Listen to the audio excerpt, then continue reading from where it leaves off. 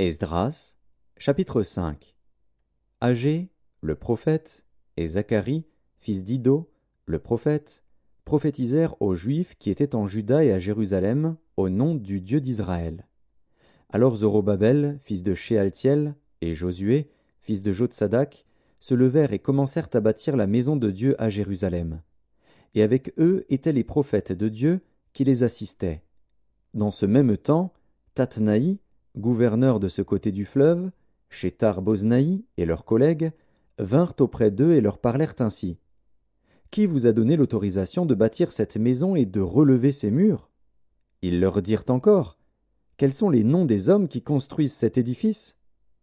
Mais l'œil de Dieu veillait sur les anciens des Juifs, et on laissa continuer les travaux pendant l'envoi d'un rapport à Darius et jusqu'à la réception d'une lettre sur cet objet. Copie de la lettre envoyée au roi Darius par Tatnaï, gouverneur de ce côté du fleuve. Shethar-Boznaï et leurs collègues d'Apharzak, demeurant de ce côté du fleuve. Ils lui adressèrent un rapport ainsi conçu. « Ô roi Darius, salut. Que le roi sache que nous sommes allés dans la province de Juda, à la maison du grand Dieu. Elle se construit en pierre de taille, et le bois se pose dans les murs. Le travail marche rapidement et réussit entre leurs mains. Nous avons interrogé les anciens, et nous leur avons ainsi parlé. Qui vous a donné l'autorisation de bâtir cette maison et de relever ses murs ? Nous leur avons aussi demandé leurs noms pour te les faire connaître, et nous avons mis par écrit les noms des hommes qui sont à leur tête. Voici la réponse qu'ils nous ont faite.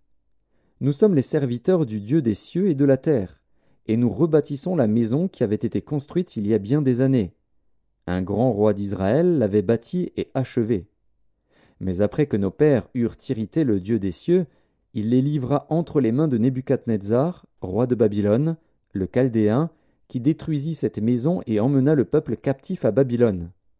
Toutefois, la première année de Cyrus, roi de Babylone, le roi Cyrus donna l'ordre de rebâtir cette maison de Dieu.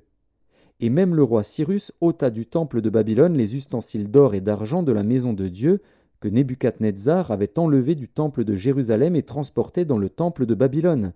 Il les fit remettre au nommé Sheshbatsar, qu'il établit gouverneur, et il lui dit « Prends ces ustensiles, va les déposer dans le temple de Jérusalem et que la maison de Dieu soit rebâtie sur le lieu où elle était. » Ce Sheshbatsar est donc venu, et il a posé les fondements de la maison de Dieu à Jérusalem. Depuis lors jusqu'à présent, elle se construit, et elle n'est pas achevée. Maintenant, si le roi le trouve bon, que l'on fasse des recherches dans la maison des trésors du roi à Babylone, pour voir s'il y a eu de la part du roi Cyrus un ordre donné pour la construction de cette maison de Dieu à Jérusalem. Puis, que le roi nous transmette sa volonté sur cet objet.